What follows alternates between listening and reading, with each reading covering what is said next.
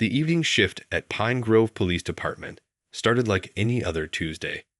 The soft hum of computers and occasional ring of phones filled the air as Officer Lee sipped her lukewarm coffee, going through the day's reports. Her partner, Officer Chen, was organizing their patrol schedule when dispatch's voice crackled through the radio, breaking the routine calm of their night. Unit 247, please respond to 1542 Maple Street. We have a caller reporting unusual disturbances from the Johnson residence. Officer Lee grabbed her keys, exchanging a quick glance with Chen. They'd handled hundreds of noise complaints before, but something in dispatch's voice made this one feel different. The caller, Mrs. Parker from next door, wasn't the type to make frivolous reports. She'd been living in the neighborhood for 30 years and was known for her level-headedness. As they drove through the quiet suburban streets, Chen pulled up the recent call history for the address. "Hey, look at this," he said, scrolling through his tablet. 3 weeks ago, Mrs. Johnson called the non-emergency line. Something about concerns with a teddy bear her daughter got from Happy Days thrift store. Lee raised an eyebrow. A teddy bear? What kind of concerns? Doesn't say much here. Just that she was worried about her daughter's unusual attachment to it. The call got marked as a general inquiry. No follow-up needed. The street was peaceful as they pulled up to the Johnson house. A modest 2-story home with well-kept flower beds and a child's bicycle lying on its side in the front yard. Nothing seemed out of place, except for the worried face of Mrs. Parker peering through her curtains next door. They approached Mrs. Parker's house first, following standard protocol to speak with the reporting party. The elderly woman opened her door before they even reached the porch, wringing her hands in her flower-print apron. "Thank goodness you're here," she whispered, as if afraid of being overheard. "I've never heard anything like it. First, it was just little Annie talking to herself. Kids do that, I know. But then," she glanced nervously at the Johnsons' house. The voices changed. Sometimes it sounds like 3 or 4 people talking at once, and none of them sound like little Annie. Officer Lee took careful notes while Chen asked follow-up questions. Mrs. Parker described hearing furniture moving across floors in the middle of the night, strange thumping sounds, and most worryingly, what sounded like a child crying followed by deep, unnatural laughter.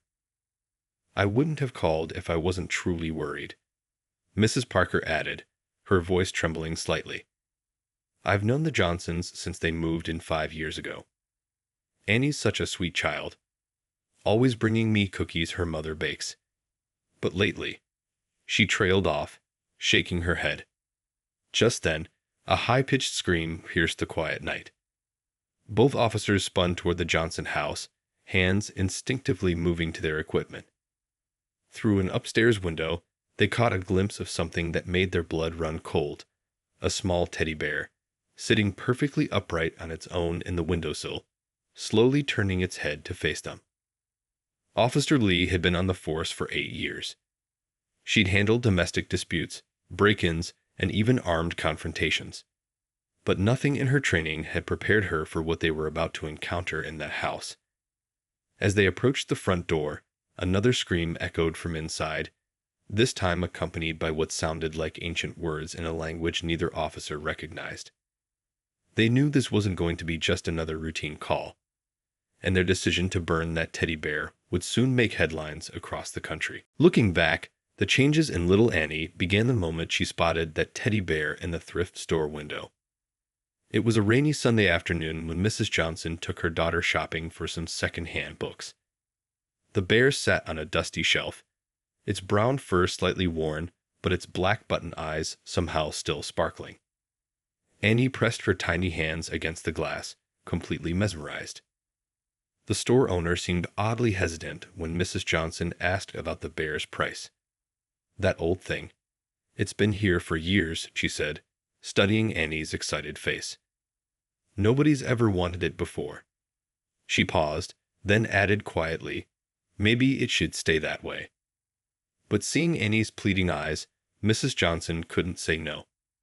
The bear was bought for just $2, a price that would later seem far too small for the chaos it would bring. The first few days were normal enough. Annie carried the bear everywhere, which didn't surprise her parents. She'd always loved stuffed animals. She named it Mr. Hugs, saying that's what the bear told her to call it. Her parents smiled at her imagination, thinking nothing of it. But then strange things started happening. Mrs. Johnson would tuck Annie and Mr. Hugs into bed at night, only to find them both in the living room the next morning. When asked, Annie would simply say, "Mr. Hugs wanted to watch TV." Her mother assumed she was sneaking downstairs after bedtime, though she never heard any footsteps on their creaky stairs. The scratches appeared next. Small ones at first, on Annie's arms and legs. Mr. Hugs did it. She'd say matter-of-factly, "He gets angry when I don't listen." Her parents checked the bear, finding no sharp edges or loose threads that could cause such marks. They began documenting everything with photos, growing more worried each day. Annie's behavior shifted too.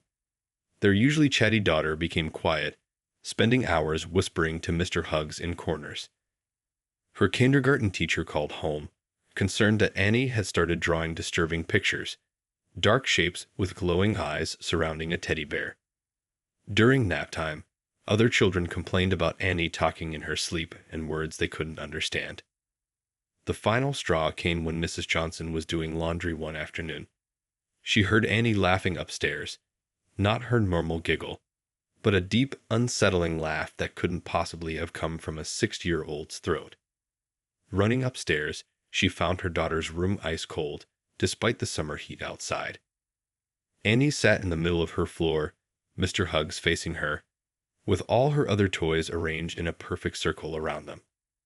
"He's teaching me things, Mommy," Annie said without looking up. "Mr. Hugs says I'm special. He says soon I won't need anyone else but him."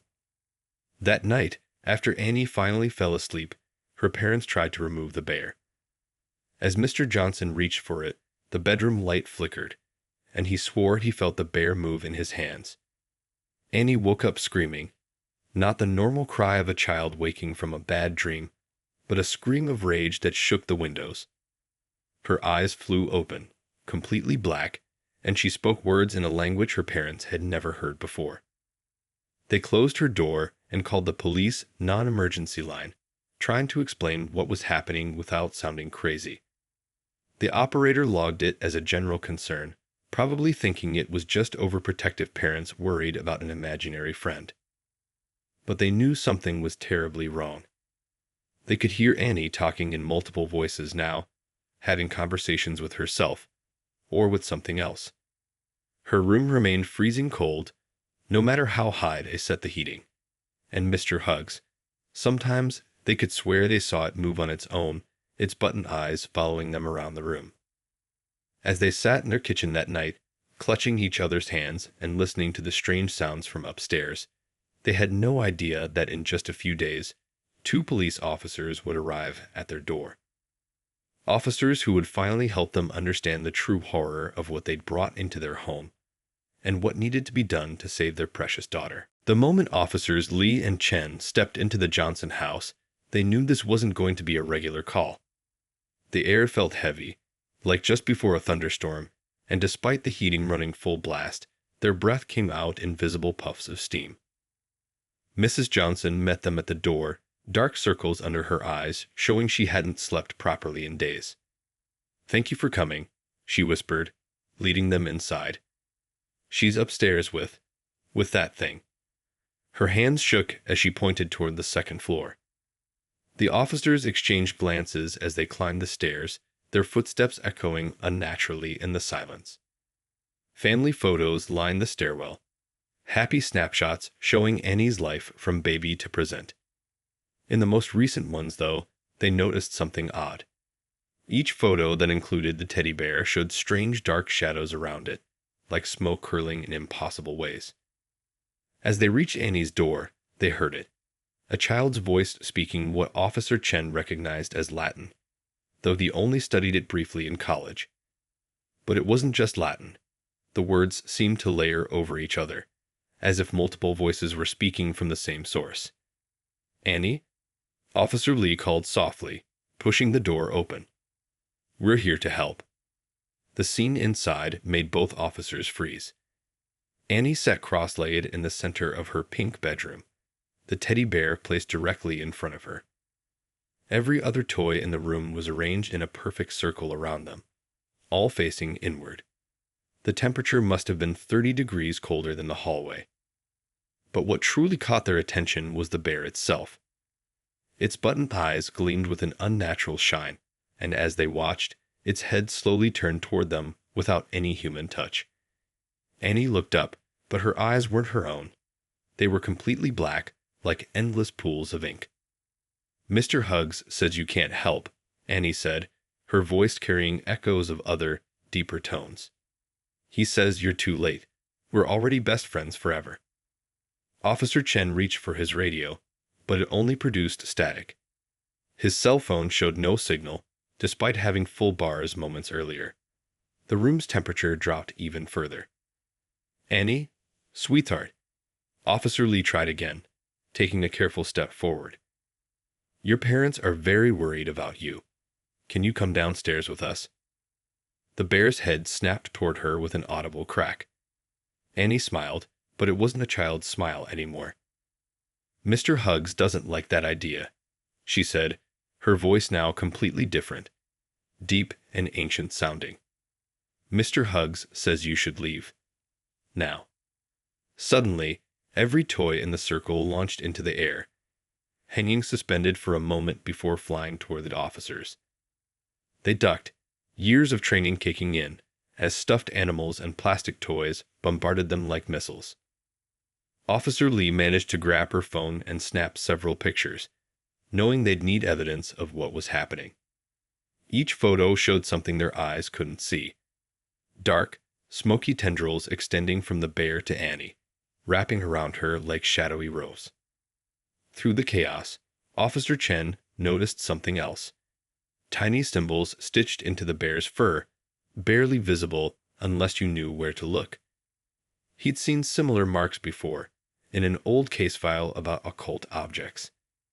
This wasn't just a possessed toy. It was something that had been deliberately created to cause harm. As they retreated from the room, a deep laugh echoed behind them. Not from Annie, not from the bear, but from something else. Something that had been waiting a very long time to find a child like her. Back downstairs, the officers huddled with the Johnsons in their kitchen. "We need to call someone," Officer Lee said firmly, showing them the photos she'd taken. "This is beyond regular police work. But I know someone who might be able to help, a specialist who deals with unusual cases like this." What they didn't know then was that their next step would lead them to uncover a dark history stretching back nearly 100 years, and that the only way to save Annie would involve a decision that would test everything they believed about their duty to protect and serve. Dr. White arrived at the Johnson house just before midnight, her gray hair pulled back in a messy bun, carrying a worn leather bag that looked like it had seen countless similar cases. As a child psychologist who specialized in unusual cases, she'd dealt with supposed hauntings and possessions before. But something about this call felt different. "Show me everything," she said, setting her bag down in the living room. The officers played their bodycam footage, shared the photos, and explained what they'd witnessed upstairs. Dr. White's expression grew more serious with each detail, especially when she saw the symbols Officer Chen had noticed on the bear. "These aren't random marks," she said, zooming in on one of the photos. "They're very specific symbols, very old ones. I've only seen them a few times in my 30 years of practice." She pulled out an old book from her bag, its pages yellow with age. "They're typically used in rituals to bind spirits to objects." The temperature in the living room dropped suddenly, and they heard Annie's laughter from upstairs, that unnatural, multi-voiced laugh that sent chills down their spines. "I need to examine the bear," Dr. White said firmly. "But we'll have to be careful. These kinds of entities, they don't like being discovered." The group made their way upstairs, finding Annie asleep in her bed, The bear clutched tightly in her arms. The room was freezing, frost actually forming on the windows despite the warm night outside. Dr. White approached slowly, her experienced eyes taking in every detail. "Annie, sweetheart," she said softly, "I need to look at your friend for a moment." Annie's eyes snapped open, still that unnatural black, and she hissed in a voice that couldn't possibly belong to a child. "He's mine. You can't have him." Dr. White didn't flinch. She'd seen this before. Keeping her voice calm and steady, she pulled something from her pocket, a small silver bell. Its gentle ring filled the room, and for just a moment, Annie's eyes cleared, her grip on the bear loosening. In that brief window, Dr. White managed to take the bear. The moment it left Annie's arms, the girl collapsed into a deep sleep, looking peaceful for the first time in weeks. Taking the bear downstairs, Dr. White began her examination. She carefully turned it over in her hands, studying every stitch and seam. "There's something inside," she murmured, feeling along the bear's back. Finding a nearly invisible seam, she carefully opened it. Hidden in the stuffing, they found it. A small, cloth pouch containing human hair, old photographs, and tiny scrolls covered in the same symbols they'd seen on the bear's fur. Dr. White's face paled as she examined them. "This is worse than I thought," she said, her voice barely a whisper. "This bear, it was created as a vessel, a trap for collecting innocent souls." She pointed to markings on one of the scrolls. "These are dates, going back to 1924. Each one," she swallowed hard, "each one represents a child." Officer Lee stepped closer, studying the scroll. "The dates, they're spread out every few decades. Why?" "It needed time between each." Dr. White chose her words carefully. "Each collection. This entity, whatever it is, it gains strength from children's innocence. But it can only take one at a time, and it needs years to process each one." The implications hit everyone in the room like a physical blow. This wasn't just about saving Annie anymore. This was about stopping something that had been preying on children for nearly a century. "There's more," Dr. White said, pulling out her laptop. "I did some research on the way here. That thrift store where the bear came from. It's been around since the 1920s under different names. And every few decades, there are reports of children going missing after their families bought old toys there. The cases were never solved." Just then, they heard movement upstairs. Annie's voice, her real voice, called out, "Mommy? Daddy?" For the first time in weeks, she sounded like herself again. But they all knew it wouldn't last. The bear in Dr. White's hands grew suddenly warm, and its button eyes seemed to gleam in the dim light. They had to act fast. The entity would try to take Annie again, and next time, they might not be able to break its hold. Dr. White looked at the officers, her expression grave. "We need to destroy it," she said, "and I know exactly how we have to do it." With trembling hands, Dr. White opened her laptop and pulled up an old newspaper archive. The yellowed pages of the Daily Chronicle from 1924 filled the screen, and everyone gathered around to look. The headline made their blood run cold. "Local toymakers shop closed after children's disappearances." The original owner of that thrift store building was a man named Theodore Gray, Dr. White explained, scrolling through the article. He wasn't just a toymaker. He was deeply involved in the occult. The police raided his shop after 3 children vanished, but they never found any bodies. Officer Lee leaned closer to read.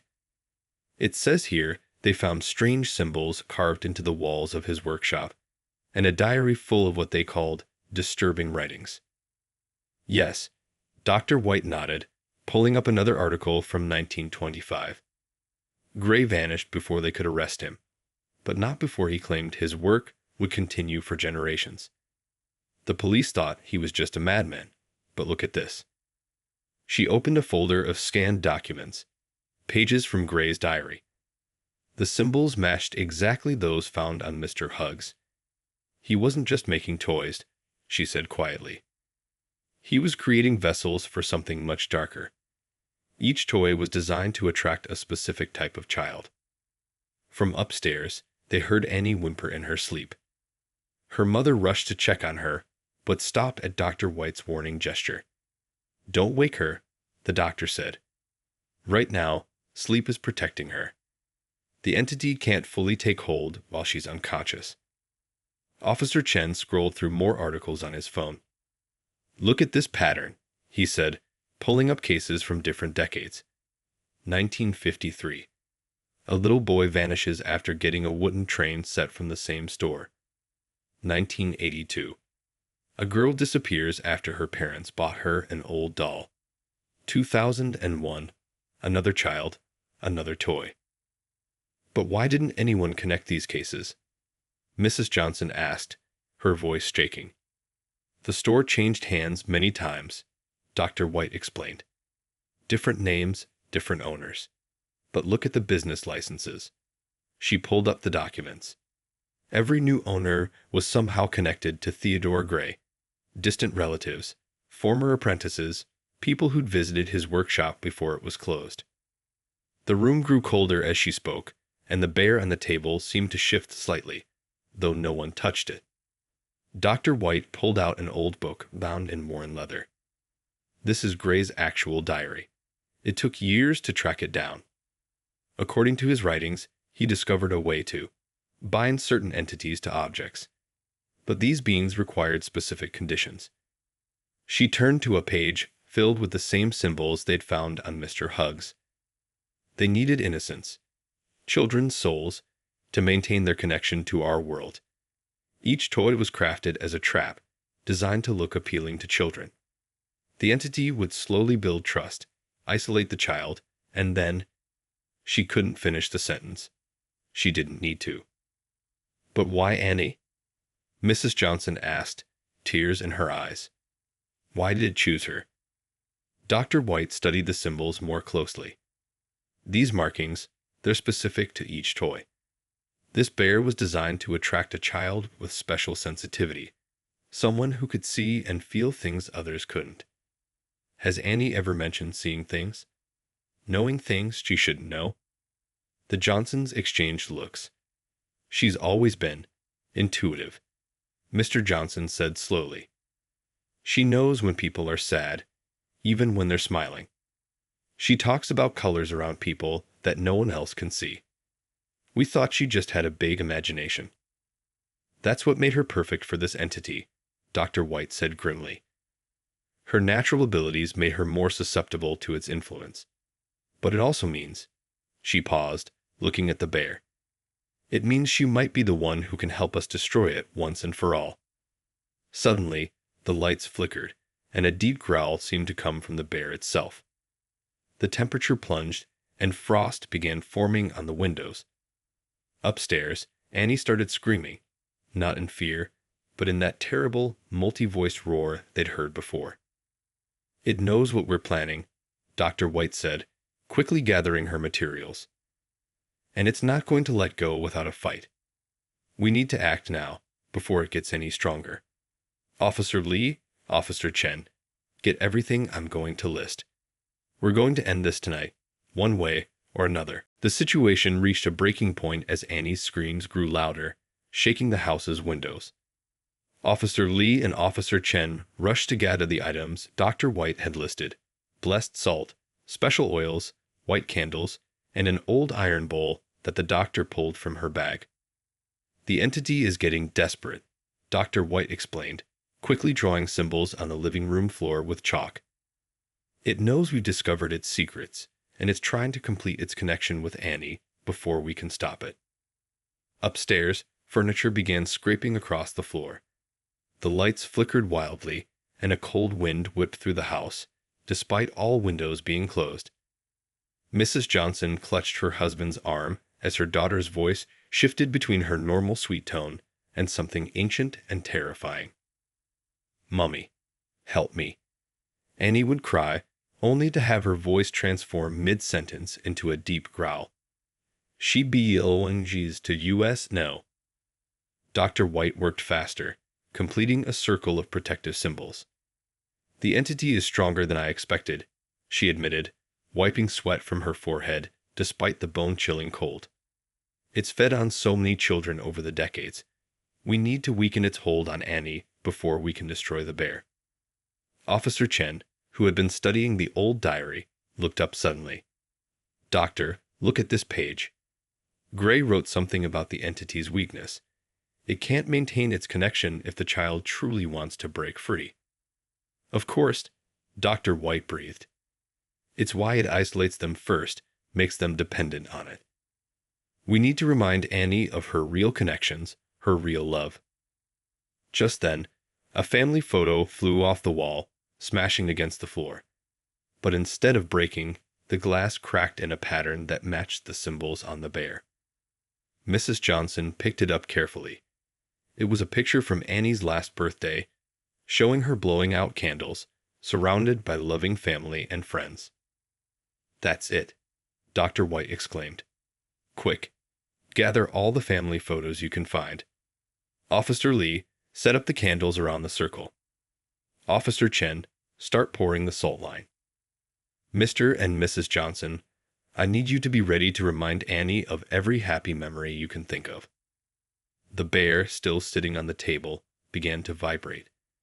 Its button eyes glowed with an eerie red light, and smoke seemed to curl around it in impossible ways. The temperature dropped so low that their breath came out in thick white clouds. Annie appeared at the top of the stairs, but she wasn't walking. She was floating several inches off the ground. Her eyes were completely black, and her hair whipped around her face in a wind that seemed to affect only her. You can't notice the voice from her mouth wasn't her own. She is almost ours. Annie, baby, remember your 6th birthday. Mrs. Johnson called out, holding up the cracked photo. Remember how you helped bake your own cake? It turned out lopsided, but you said it was perfect because we made it together. For just a moment, Annie's eyes flickered back to normal.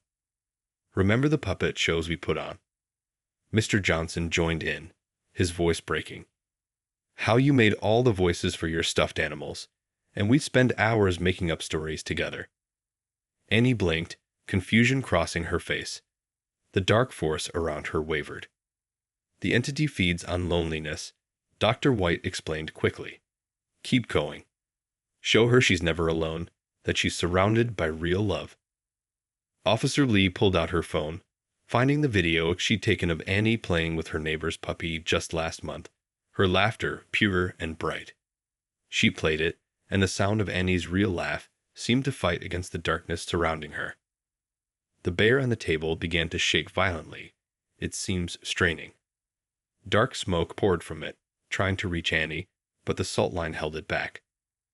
The entity was losing its grip, but they all knew this was just the beginning of the battle. Annie's feet touched the ground, and for a brief moment, her real voice broke through. Mommy, Daddy, I'm scared. Now, Dr. White commanded, reaching for the iron bowl. We have to act now, while its connection is weakened. But be ready, it's not going to let her go without a final fight. The next few moments would determine everything. Dr. White placed the iron bowl in the center of the chalk circle, her hands steady despite the chaos around them. The bear was now pulsing with a dark energy that made the air feel thick and heavy. Each person must take their position, Dr. White instructed, her voice calm but urgent. Form a circle around Annie. Your love for her will act as a barrier against what's coming. Officer Lee and Officer Chen exchanged glances. This was far beyond their usual police work, but they'd sworn to protect and serve.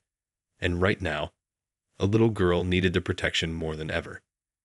Annie swayed on her feet, caught between two worlds. One moment, she was reaching for her parents. The next, her hands would claw at the air as the entity fought to maintain its grip. It hurts, she whimpered in her own voice, then suddenly straightened up with an unnatural snap. Utannot bond. The ritual has to be perfect, Dr. White said, opening Gray's diary to a marked page. Mrs. Johnson, hold up the photo album. Mr. Johnson, keep talking to Annie. Officers, be ready with the blessed oil. When I give the signal, we have to act fast. The room's temperature continued to drop. Frost crept up the walls in patterns that mimicked the symbols on the bear. The entity was drawing on all its power, accumulated from decades of stolen innocence. Mrs. Johnson opened the family album, her hands shaking. Look, sweetie, here's us at the beach last summer. Remember building that huge sandcastle? And how the waves kept trying to knock it down, but we just laughed and built it again. Annie's eyes flickered between black and normal as she looked at the photos. Tears streamed down her face. Normal, hue and tears that froze before they hit the ground. Remember the puppet show we did last Christmas? Mr. Johnson added, his voice thick with emotion. You made all the characters talk in funny voices. Even made Grandpa laugh so hard he spilled his cocoa. The bear began to shake more violently, wisps of dark smoke pouring from its seams. The entity knew it was losing its hold. That's when things got worse. The smoke formed into shapes, shadowy figures of children, all reaching toward Annie. Stay with us, they whispered in echoing voices. We can play forever. No grown-ups, no rules, just fun and games for all time. Dr. White's voice cut through the whispers. Those aren't real children. They're echoes, memories of the ones it took before. Annie, those voices are lies. Listen to your real family. Officer Lee stepped forward, still holding her phone with the puppy video playing. Annie, remember this? How you called to me train the police dogs last month. You said you wanted to be a K-9 officer when you grow up.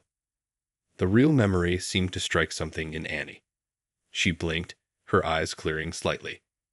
I remember. The puppies liked my cookies. That's right, Officer Chen added warmly. You brought treats for all the dogs. They still get excited every time I mention your name at the station. The bear let out a sound, not quite a roar, not quite a scream, as its hold weakened further. The shadowy children began to fade, their whispers growing fainter. Dr. White began the ritual, her voice strong and clear as she read from the diary. The blessed oil in the iron bowl started to bubble without any heat. Now, she commanded, everyone focus on Annie. Think about how much you love her, how much you want her back. Mrs. Johnson held up the photos higher. Mr. Johnson kept sharing memories. The officers stood ready with the remaining oil, watching the bear as it twisted and contorted on the table. Annie stood in the middle of it all, her small body trembling as she fought the biggest battle of her young life. The entity had decades of experience in taking children, but it had never faced this before.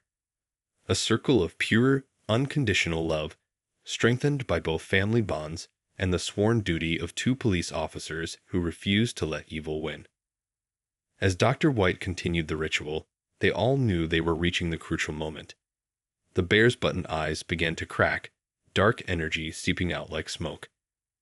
Everything they'd learned, everything they'd prepared for, came down to what would happen next. The moment had come. Dr. White's voice rose above the chaos as she completed the ritual words. The iron bowl blazed with blue flames that gave off no heat, and the bear began to twist and contort in ways that defied physics. Now, Dr. White commanded. The officers moved with practiced precision, pouring the blessed oil in perfect arcs around the bear. The moment the oil touched the circle, the flames in the bowl shot higher, their blue light filling the room. Annie screamed, but this time it was her own voice, pure and clear. The dark force that had been controlling her seemed to be getting pulled back toward the bear, like smoke being sucked into a vacuum. Her feet touched the ground fully for the first time in hours. "Mommy, Daddy, help," she cried, reaching out with trembling hands. Her parents rushed forward, but Dr. White held up a warning hand. "Not yet. The circle must stay complete. Annie, sweetie, You need to fight it yourself. Remember who you are. The bear's button eyes shattered, revealing swirling voids of darkness beneath. Its seams began to split, dark energy pouring out as the entity made its last desperate attempt to maintain its hold. You cannot destroy me. The voice boomed from the bear, shaking picture frames off the walls. I have existed for centuries. I'd have taken countless child the Orion. Officer Lee stepped forward, her badge gleaming in the blue light. Not anymore, she said firmly. Not in our town. Not on our watch. The bear rose into the air, spinning violently. The dark smoke tried to form into terrifying shapes. Claws, teeth, reaching hands. But they couldn't cross the oil line. Dr. White continued the ritual, her voice never wavering. Annie stood straighter, something changing in her expression. For the first time, she looked angry rather than afraid. You lied to me, she said to the bear, her young voice full of determination. You said you were my friend. Real friends don't hurt people. Mrs. Johnson held up more family photos. Look at these, Annie. Remember who really loves you. The pictures seemed to glow with their own light. Countless moments of real happiness, real love, real connection. Each memory hit the dark force like a physical blow, making it recoil. I remember, Annie said, growing stronger. I remember the beach and the puppies and making cookies with Mom. I remember Dad reading me stories and doing silly voices. With each memory, her voice grew more confident. I don't need you, Mr. Hugs. I have a real family. The bear began to smoke, not with dark energy now, but like it was actually burning from the inside out. The entity let out a terrible screech as its vessel started to disintegrate. Officer Chen, following Dr. White's instructions, tossed a handful of blessed salt directly at the bear. Where it hit, the fabric sizzled and burned away. The dark force tried one last desperate tactic, making the bear speak in a child's voice. Please don't hurt me, Annie. I thought we were friends forever. But Annie wasn't fooled anymore. You're not my friend, she said firmly. You never were. I want you to go away. Those last two words held power. The power of a child's pure, unconditional command. The bear burst into blue flames, the fire consuming it from the inside out. As it burned, they caught glimpses in the flames. Faces of children from across the decades, smiling as they were finally freed. Dr. White spoke the final words of the ritual, her voice ringing with authority. The bear crumbled to ash in the iron bowl, the blue flames flaring one last time before going out completely. The darkness vanished. The room temperature returned to normal. And Annie, completely herself again, ran into her parents' arms, sobbing with relief. The officers watched the family embrace, both wiping tears from their eyes. They'd seen a lot on the job, but nothing quite like this. As they looked at the pile of ashes that used to be Mr. Hugs, they knew they'd just helped end something that had been haunting children for generations. But the night wasn't over yet. There was still work to be done, and questions to be answered. The thrift store would need to be investigated, and any other potentially dangerous toys would need to be found and destroyed. But for now, they had accomplished their most important task. They had saved Annie, and made sure this particular evil could never harm another child again. In the days that followed, life slowly returned to normal at the Johnson house. The frost marks faded from the walls, the temperature stayed steady, and most importantly, Annie slept peacefully in her own bed. But the case was far from over for Officers Lee and Chen. The investigation of the Happy Days thrift store revealed more than anyone expected. Hidden in the basement, they found Theodore Gray's original workshop, untouched for nearly a century. Shelves lined with old toys stood covered in dust, each item marked with similar symbols to those found on Mr. Hugs. It's like a factory of darkness, Officer Lee remarked as they cataloged the items. Dr. White worked alongside them, checking each toy for signs of supernatural activity. Most were dormant, never activated, but a few hummed with the same dark energy they'd encountered before. The store owner, an elderly woman, had no idea about the building's history. "I just inherited it from my uncle," she explained, shocked by the revelations. "He made me promise never to go into the basement. Said it wasn't safe." I thought he meant the stairs were rickety. The local news covered the story carefully. They couldn't report the supernatural elements, of course, but they did run a piece about dangerous antique toys being recalled due to harmful materials used in their construction. It was enough to alert other families who might have purchased items from the store. Meanwhile, Annie was recovering remarkably well. "Children are resilient," Dr. White explained to the officers, and Annie's natural strength had helped her bounce back. But she still struggled with nightmares sometimes, afraid to have any stuffed animals in her room. That's when Officer Lee had an idea. One quiet afternoon, she visited the Johnson house in her civilian clothes, carrying a special package. Annie answered the door, hiding slightly behind her mother until she recognized the friendly officer. "I brought you something," Officer Lee said, kneeling down to Annie's level. "But only if you feel ready." Inside the package was a brand new teddy bear, bright, cheerful, and thoroughly checked by Dr. White to ensure it was just what it appeared to be. A simple, loving toy with no dark history or hidden symbols. Annie hesitated at first, but then reached out slowly to touch the bear's soft fur. "It's warm," she said, surprised. Mr. Hugs was always cold. "This is just a regular bear," Officer Lee explained gently. "Sometimes a toy is just a toy, and that's the best kind. Because then all the love it holds comes from you." Annie hugged the bear carefully, then smiled, a real bright smile that lit up her whole face. "Can I name her Hope?" The name brought tears to Mrs. Johnson's eyes. After everything they'd been through, her daughter still had room in her heart for hope and trust. The case changed how the police department handled certain calls. Officer Chen created a special code for potentially supernatural situations, and they established a direct line to Dr. White for consulting on unusual cases. The basement workshop was carefully cleaned out, its contents properly disposed of under Dr. White's supervision. But the most important change was in how the officers viewed their duty to protect and serve. Sometimes that meant facing armed criminals. Sometimes it meant helping a child overcome darkness that most people didn't even believe in.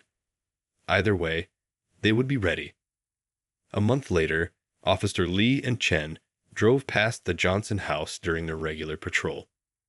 Annie was in the front yard, having a tea party with Hope and two neighborhood friends. Her laughter rang out, pure and clear, as she poured imaginary tea into tiny cups. "You know," Officer Chen said thoughtfully, "in all my years on the force, I never thought I'd be involved in burning a possessed teddy bear." Officer Lee smiled, watching Annie play. Sometimes the strangest calls turn out to be the most important ones. And hey, at least we have a great story to tell at the retirement party. They drove on, continuing their patrol, knowing that somewhere in the city, other children were playing with their toys, safe and sound. And if another dark object ever surfaced, they would be ready to face it. Because that's what good cops do. They protect their community from every kind of danger, even the ones that most people think only exist in stories. In the end, Mr. Hugs became a legend in the department. The case that couldn't go in the official reports, but would never be forgotten. And Annie?